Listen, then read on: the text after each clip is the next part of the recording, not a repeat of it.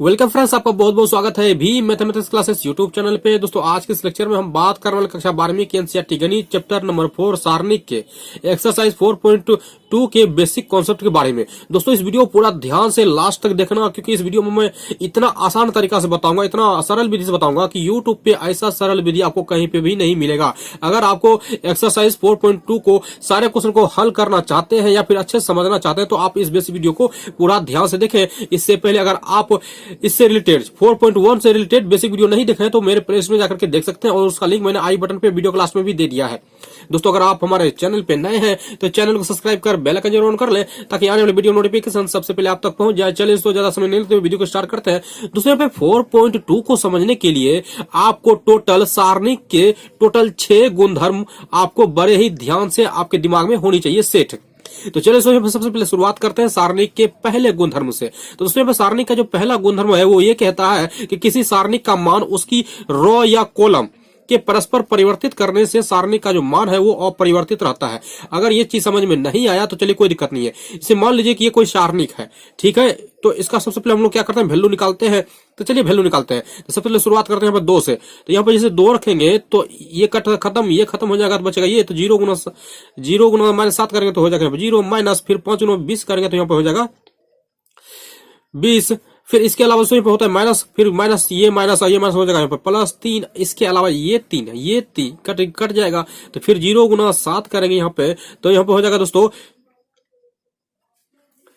-42। फिर माइनस होता है, फिर 1 गुना 4 करेंगे तो यहाँ पे हो जाएगा दोस्तों यहाँ पे 4। इसके अलावा दोस्तों यहाँ पे प्लस ये 5 करेंगे, 5 किए तो ये 5 और ये खत्म तो बचेगा ये, तो 5 यहाँ पे हो जाएगा 30। फिर माइनस, फिर यहाँ पे 0 गुना 1 करेंगे तो यहाँ पे हो जाएगा 0। चलिए इसको सोल्यूशन करते हैं। तो दोस्तों यहाँ पे करेंगे तो 20 गुना 2 करेंगे तो यहाँ पे हो जाएगा -40। फिर यहाँ पे देख सकते हैं कि 42 4 46 हो जाएगा, और 46 -46 और -46 गुना यहाँ पे 3 करेंगे तो 6 3 18 की 8 बाकी 1। फिर यहाँ पे हो जाएगा दोस्तों 4 3 12 1 13 का 3 हो जाएगा। इसके अलावा दोस्तों यहाँ पे फिर 5 3 15 करते हैं 150 हो जाएगा। और दोस्तों यहाँ पे देख सकते हैं कि इस दोनों को जैसे आप जोड़ेंगे तो हो जाएगा 178। इसके अलावा माइनस हो जाएगा प्लस में 1 से 150। फिर इसका करेंगे तो उसमें पे हो जाएगा -28 निकल के सामने आ गया। फिर क्या करते हैं कि जैसे अभी बोले थे कि इसमें देखिए गुणधर्म लिखा हुआ है कि रो या कॉलम को, तो हम क्या करते हैं कि इस रो को अब कॉलम बना देते हैं, फिर उसका निकालते हैं हम लोग वैल्यू। तो चलिए हम निकालते हैं। तो दूसरे पे देख सकते हैं कि जैसे ये रो है तो इसको कॉलम बना देते हैं तो हो जाएगा 2 -3 6। तो चलिए उसमें वीडियो समझते हैं। दूसरे पे देख सकते हैं कि -20 गुना 2 करेंगे तो हो जाएगा -40, माइनस यहाँ पे हो जाएगा 40। फिर माइनस है यहाँ पे तो 21 में 25 गया तो बचेगा दोस्तों यहाँ पे -4, और 4 गुना ये करेंगे माइनस तो यहाँ पे हो जाएगा प्लस, सोचो कि यहाँ पे हो जाएगा 24। फिर इसी तरह से दोस्तों देख सकते हैं कि जिसे इसको जोड़ेंगे तो यहाँ पे -12 हो जाएगा -12। इस तरह से दोस्तों यहाँ पे जिसे जोड़ेंगे तो यहाँ पे माइनस, देखिए यहाँ पे दोस्तों ध्यान से देखें कि ये -12 या 42 यहाँ पे हो जाएगा -52, और प्लस यहाँ पे हो जाएगा 24। जैसे इसको यहाँ पे घटाएंगे दोस्तों तो यहाँ पे देख लीजिए दोस्तों पे हो रहा है 28। दोस्तों ये जो 28 हुआ दोस्तों यहाँ पे देख सकते हैं -28, दोनों के मान के कोई परिवर्तन नहीं हुआ दोनों के मान में, तो इसलिए हम लोग यहाँ पे लिख सकते हैं कि इसका नाम था डेल, तो इसको रख दीजिए डेल 1।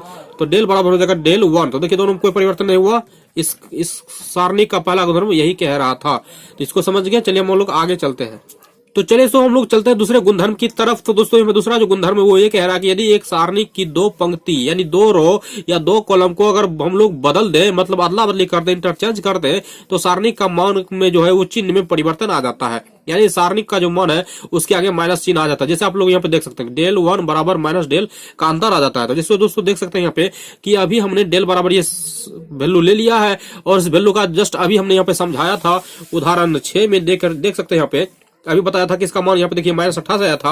यहाँ पे भी दोस्तों डायरेक्ट इसका मान रख सकते हैं हम लोग। तो इसका मान देखिए डायरेक्ट 28 आया है। अब यहाँ पे क्या करते हैं, इंटरचेंज करते हैं, 2 रो का इंटरचेंज करते हैं हम लोग। यहाँ पे क्या करते हैं R1 इंटरचेंज करते हैं R2। तो चलिए यहाँ पे करके देखते हैं। तो दोस्तों यहाँ पे हो जाएगा डेल 1 बराबर यहाँ पे हो जाएगा।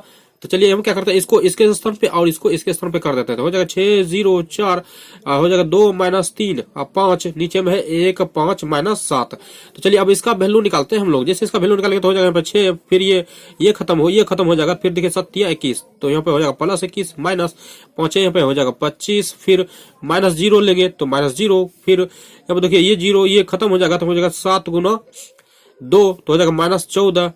फिर माइनस, फिर 1 गुना 5 करेंगे तो हो जाएगा 5। फिर 4 लेंगे हम लोग +4, तो 4 में देखिए ये खत्म तो बचेगा ये 5 दूनी 10। फिर -3 गुना 1 करेंगे तो -3, तो -3 यहाँ पर हो जाएगा +3। तो चलिए दोस्तों यहाँ पे देखिए कि 25 में 21 जाएगा तो बचेगा सिर्फ और सिर्फ यहाँ पे 4, -4 गुना 6 करके तो माइनस यहाँ पे हो जाएगा 24। इसके अलावा दोस्तों ये जीरो जो है, ये जीरो टर्म ये पूरा पूरा ये जीरो कर देगा। चलिए अब यहाँ पे देखते हैं 10 और 3 हो जाएगा 13, 13 गुना 4 करेंगे तो यहाँ पे हो जाएगा दोस्तों 52, और 52 में जैसे दोस्तों 24 घटेगा तो हो जाएगा 28। तो दोस्तों देख सकते हैं कि यहाँ पे +28 आया है और यहाँ पे -28 आया है। तो यहाँ पे देखिए देख सकते हैं दोस्तों यहाँ पे माइनस का फर्क आ गया है, तो इसको हम लोग लिख सकते हैं कि डेल बराबर del1 बराबर माइनस डेल लिख सकते हैं। तो माइनस का फर्क आया, तो यही चीज हमको यहाँ पे साबित करना था। इस तरह का इस्तेमाल जो दोस्तों हम लोग सवाल बनाते वक्त करेंगे किसी रो या किसी कॉलम को इंटरचेंज करके। दोस्तों इसका तीसरा जो गुणधर्म ये कहता है कि यदि किसी सारणिक में 2 रो या 2 कॉलम बराबर हो तो सारणी का मान जो है वो 0 हो जाता है। कहने का मतलब ये हुआ कि उदाहरण हम लोग यहाँ पे 8 नंबर ले लिए हैं, तो यहाँ पे दिया हुआ है देख सकते हैं दोस्तों कि इसमें ये जो रो है R1 जो है वो R2 के बराबर है। देख सकते हैं कि इसमें भी 3 2 3 है, तो इसमें भी देखिए 3 2 3 है, तो ये दोनों आपस में क्या है कि बराबर है। R3 और R1 जो है आपस में बराबर है, तो इसका मान हो जाएगा 0। कैसे हो जाएगा 0? तो चलिए इसको हम लोग बनाते हैं। तो यहाँ पे 3 है तो पहले 3 ले लीजिए, फिर ब्रैकेट, फिर ये खत्म तो बचेगा ये, तो 3 दूनी यहाँ पे हो जाएगा 6, फिर माइनस 3 दूनी यहाँ पे हो जाएगा 6, फिर माइनस हो जाएगा, फिर ये 2 लिखिए तो 2, फिर यहाँ पे क्या करते हैं कि ये 2 खत्म हो जाएगा, ये खत्म हो जाएगा, तो बचेगा ये पे 3 दूनी 6, 6 फिर माइनस 3 दूनी यहाँ पे 3 तिया यहाँ पे कितना हो जाएगा 9। इसके अलावा यहाँ पे देख सकते हैं फिर प्लस हो जाएगा यहाँ पे 3, तो 3 लिख लीजिए, फिर देखिए ये 3 खत्म तो बचेगा 2 दूनी यहाँ पे 4, फिर माइनस 3 दूनी यहाँ पे बचेगा 6। तो चलिए यहाँ पर कम करते हैं, तो यहाँ पे दोस्तों देख सकते हैं कि 6 में 6 गया 0, और ये 0 यहाँ पे बन करके इस 3 से गुना करके यहाँ पे पूरे टर्म को बना देगा ये 0। फिर माइनस 9 में 6 गया तो -3 बचा, तो -3 गुना -2 करेंगे तो हो जाएगा दोस्तों +6। फिर दोस्तों देख सकते हैं कि 6 में 4 गया तो बचेगा 2, और 2 गुना यहाँ पे दोस्तों करेंगे, यहाँ पे -2 है तो -2 गुना 3 करेंगे तो हो जाएगा -6। तो दोस्तों देख सकते हैं ये -6 ये +6 कट के यहाँ पे हो गया 0। तो इसका करने का मतलब ये हुआ कि अगर किसी सवाल में 2 रो या 2 कॉलम बराबर होगा तो उसको आप चुपचाप जो है बराबर करके 0 लिख सकते हैं। तो इस चीज को आप ध्यान में रखें। ये मतलब ये जो गुणधर्म है इस गुणधर्म को आप दिमाग में सेट कर ले, क्योंकि ये गुणधर्म सबसे ज्यादा इंपॉर्टेंट है। दोस्तों जो अगला गुणधर्म है 4 नंबर, वो ये कह रहा है कि यदि किसी सारणिक के एक रो में या एक कॉलम में प्रत्येक अवयव को अचर पद के से गुना करते हैं तो उसका मान जो है वो के गुना हो जाता है।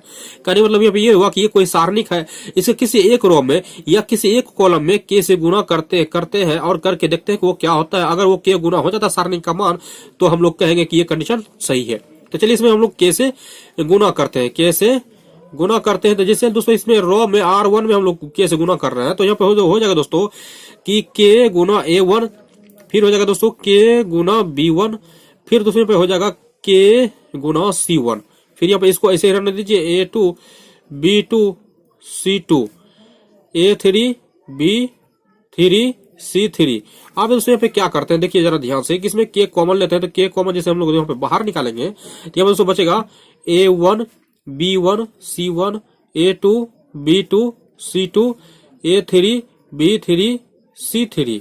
तो दोस्तों यहाँ पे देख सकते हैं कि के इंटू ये जो वैल्यू है दोस्तों यहाँ पे देख सकते हैं कि ये वैल्यू जो है ये वैल्यू यहाँ पे आप देख सकते हैं कि ये डेल के बराबर है, तो आप इसे हम लोग के डेल लिख सकते हैं। तो दोस्तों इसका यही कहना था कि अगर किसी रो या कॉलम में के से गुना कर देते हैं तो सारणी का मान के गुना हो जाता है। देखिए इस सारणी का मान देखिए यहाँ पे के गुना हो गया है, इसका कहने का मतलब यहाँ पे यही था। तो इस चीज को भी आप थोड़ा सा हल्का सा ध्यान में रखें, क्योंकि इस गुणधर्म का कोई खास मतलब नहीं है।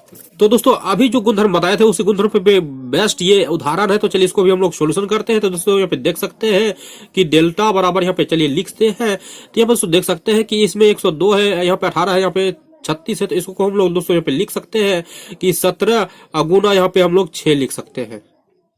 फिर दोस्तों यहाँ पे 18 है, तो इस 18 को गुना हम लोग लिख सकते हैं 3 गुना 6 लिख सकते हैं। फिर 36 को हम लोग लिख सकते हैं 6 गुना 6 लिख सकते हैं। तो चलिए नीचे हम यहाँ पे ये इसको लिख दीजिए ऐसे के तैसे 17 3 6।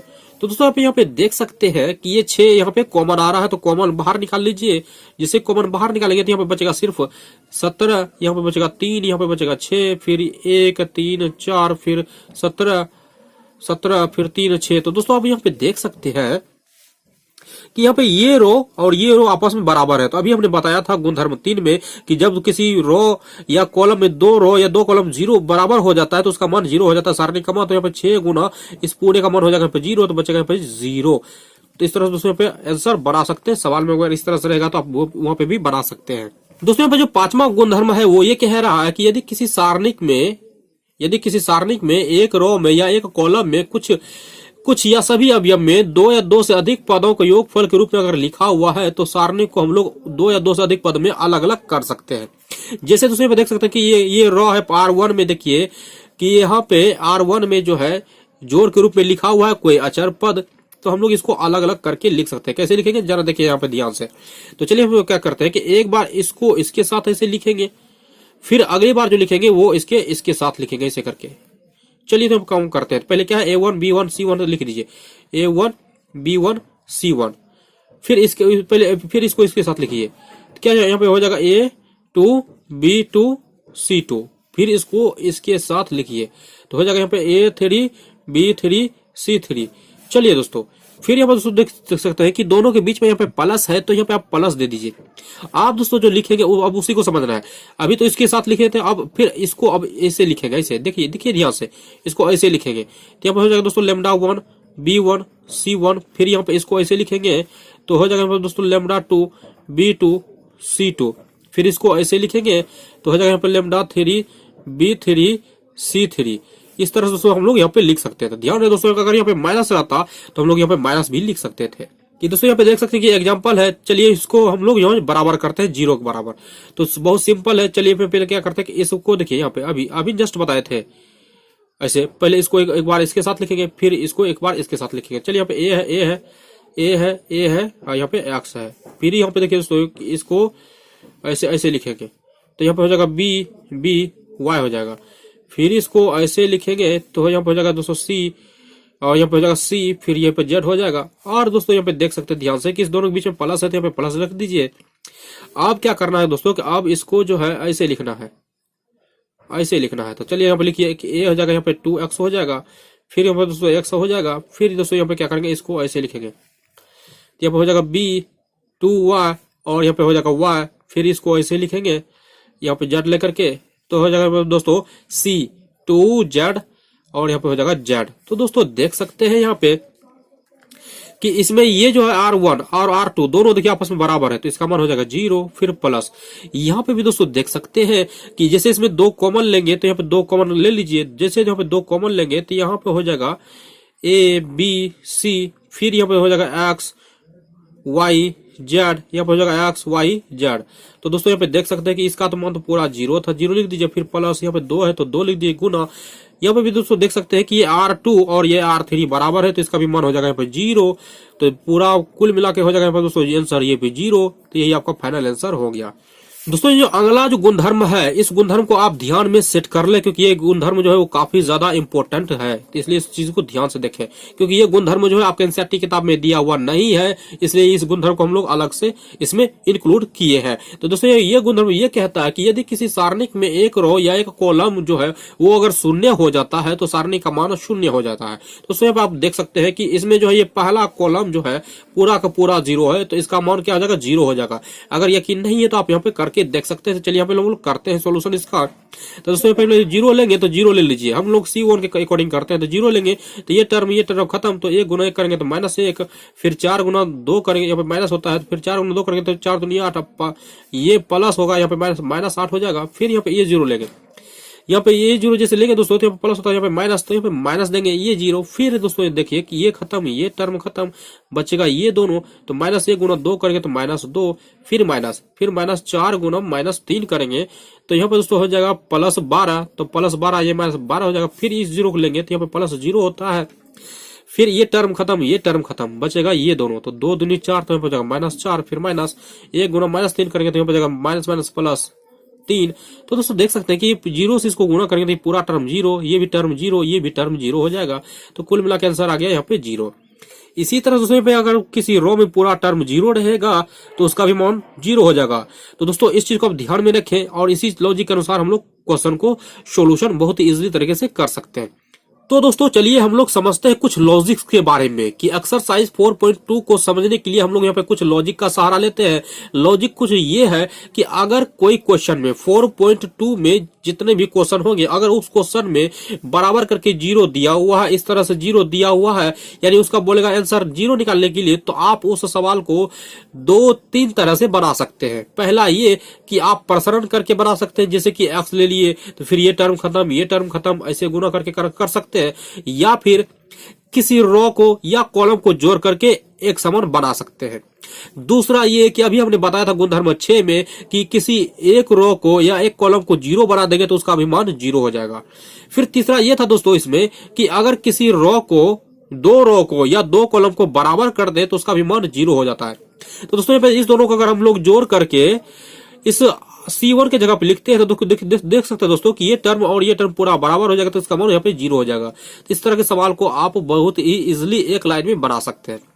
वहीं पे दोस्तों अगर जो भी सवाल और आगे में रहेगा, जैसे कि यहाँ पे देख सकते हैं हम 2 सवाल ले लिए हैं, अगर इस तरह का सवाल रहेगा और इसके आगे जो भी टर्म रहेगा बोलेगा इतना साबित करने के लिए, तो इस तरह के सवाल में क्या करना है, कुछ भी नहीं करना है। ज्यादा ध्यान से देखें कि अगर 3 स्टेप में है सवाल में आंसर, ये देखिए 1 स्टेप, 2 स्टेप, 3 स्टेप, अगर 3 स्टेप में सवाल में आंसर है तो आपको क्या करना है कि सिर्फ और सिर्फ 2 स्टेप को देखना है, 2 के अलावा तीसरे को नहीं देखना है, क्योंकि तीसरा ऑटोमेटिक आ जाएगा। कैसे आएगा वो अभी हम बताएंगे।